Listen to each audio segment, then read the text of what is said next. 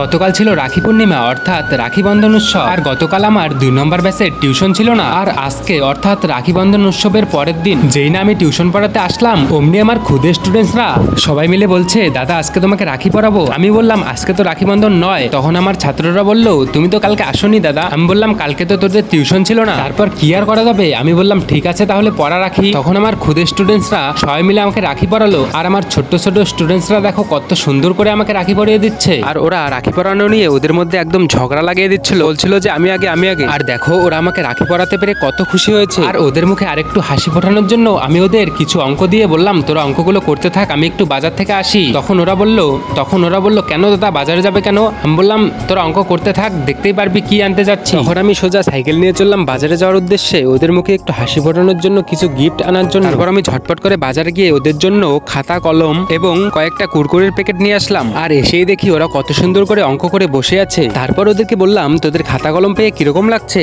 ভালো। খাতাটা ভালো। খুশি? হ্যাঁ। খুব খুশি। ভালো। ভালো। সত্যি ওদের মুখে এত সুন্দর হাসি দেখে না মনটা অনেক ভালো হয়ে যায়। আর এখনো যারা আমার এই চ্যানেলটি সাবস্ক্রাইব করেনি, অবশ্যই প্লিজ আমার এই চ্যানেলটি সাবস্ক্রাইব করে পাশে থেকো। তো বন্ধুরা আজকের মিনি ব্লগটা এটুকুই, দেখা হবে নেক্সট ভিডিওতে। টাটা।